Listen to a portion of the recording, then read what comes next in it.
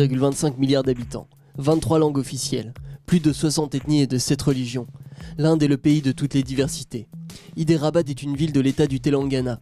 Située à la frontière entre l'Inde du Nord et l'Inde du Sud, sa position en a fait un point de passage incontournable pour le commerce des matières premières. C'est également avec Bangalore un des hauts lieux en matière de nouvelles technologies, mais aussi de sélection de semences. C'est donc là que nous nous sommes rendus pour rencontrer la directrice générale de HM Close, un des leaders innovants dans le développement, la production et la commercialisation de semences potagères.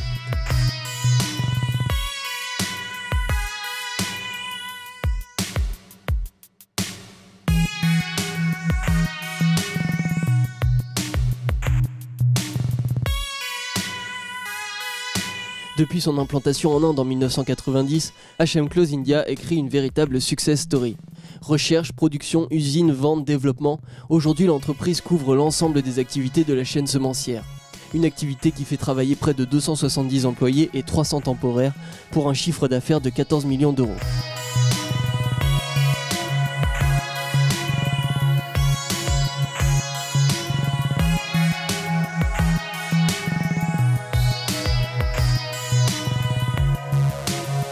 Caroline Le Terrier, bonjour. Bonjour. Alors vous êtes directrice générale d'HM Close ici à Hyderabad. Alors que font vos employés?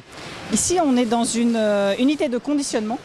Donc ils sont en train de compter des graines qui sont mises dans des sachets ou qui sont vendues à la graine. Alors c'est vrai que moi ce qui me marque ici en Inde c'est la diversité. Une diversité que l'on retrouve aussi dans votre offre variétale. Effectivement, l'Inde est un très grand pays, ce qui nous oblige à avoir une très grande diversité d'offres. Aujourd'hui, nous avons 252 variétés au catalogue. Alors c'est vrai que les gourdes, il en existe une grande variété puisque justement vous êtes venu avec différents échantillons. Quels en sont les usages?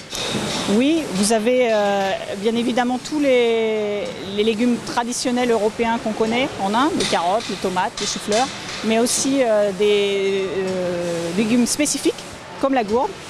Il existe de nombreuses espèces de gourdes au nom imagé. La hache-gourde à la peau cireuse, la bottle gourde en forme de bouteille, la snake gourde qui ressemble à un serpent, la rage gourde qui a des côtes ou encore la bitter gourde, très amère mais très bonne pour la santé.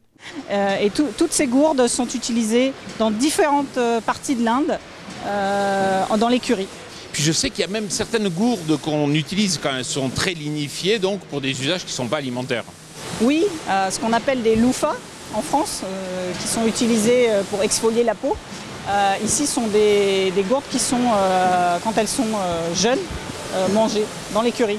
Alors là on est en dehors des gourdes, mais il existe aussi des potirons qui sont utilisés pour des usages plus rituels. Oui, certains légumes ont des utilisations doubles. Le potiron est mangé, comme chez nous. Et ici, il est aussi utilisé dans des rituels religieux, lors de célébrations religieuses qu'on appelle les pujas, et qui servent à amener la bonne fortune sur une installation, par exemple. Vous aurez un potiron accroché au niveau de la porte. Caroline Le Terrier, merci beaucoup. Merci à vous.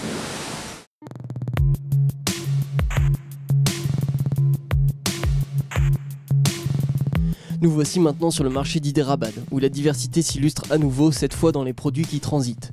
Malgré l'agitation permanente, les organisateurs sont très attentifs à ce que les transactions se déroulent dans les règles du marché. Voilà, je suis en compagnie de Harsha. Alors Harsha, c'est le superviseur de ce marché de gros de Bowenpally. Harsha, bonjour. Hi. Alors comment fonctionne ce marché de gros? Nous sommes actuellement au marché agricole de Bowenpally, à Hyderabad, dans l'état du Telangana. Ce marché est le plus grand de l'état et un des plus grands d'Inde. L'objectif est de permettre aux agriculteurs de vendre leurs produits au meilleur prix en réunissant tous les acheteurs au même endroit. Nous avons des produits qui viennent de 13 états différents dans toute l'Inde. Donc c'est vraiment un marché d'envergure nationale.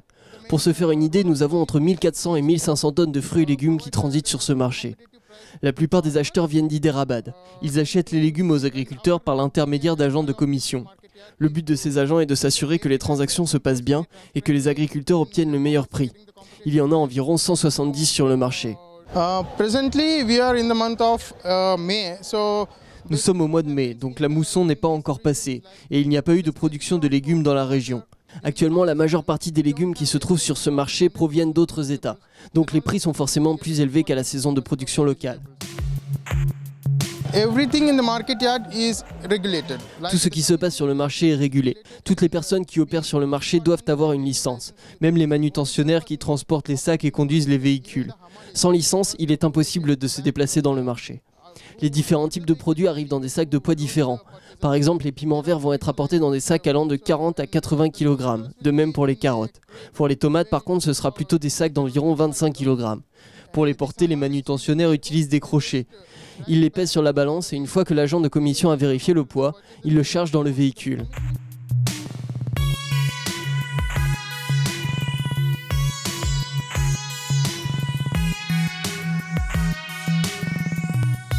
Harsha, merci beaucoup.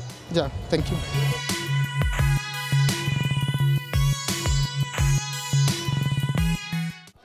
De plus en plus, l'Inde cherche à exporter sa production.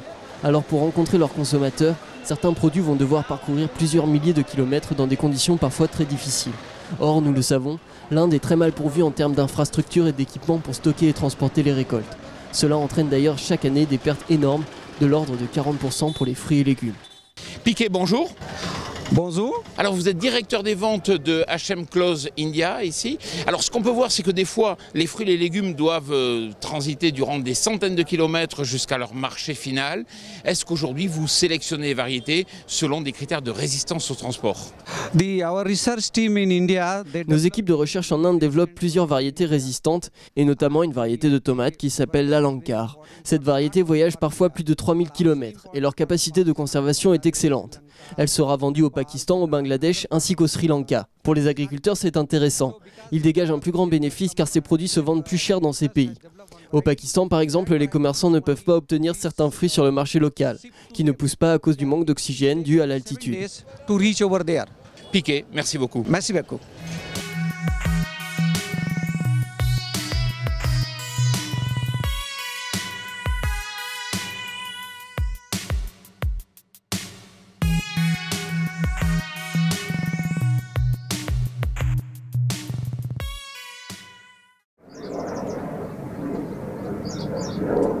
Pour terminer notre voyage, nous nous rendons chez un agriculteur qui cultive des bottle gourds sur une exploitation proche d'Hyderabad. Bonjour Ramakrishna.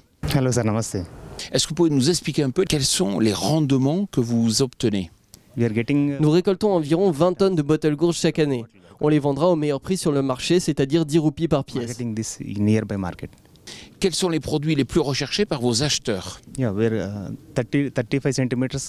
Les plus recherchés sont les bottle gourds bien droites d'environ 30 cm. En revanche, celles qui sont tordues seront rejetées. Rama, merci beaucoup. Thank you very much sir. Welcome. Finalement, nous découvrons que malgré les méthodes de production artisanale et les récoltes manuelles, le marché indien est déjà très exigeant quant à la qualité de la production. Comme partout, voire même encore plus qu'ailleurs, la sélection des espèces est donc primordiale pour les producteurs. Après ce voyage, nous réalisons que l'Inde a encore beaucoup de chemin à parcourir, que ce soit en termes de sélection variétale ou de mécanisation. Malgré cela, elle fait pourtant partie des acteurs économiques majeurs de l'agriculture mondiale. Nul doute donc que l'Inde sera dans un futur proche l'une des principales puissances exportatrices de la planète.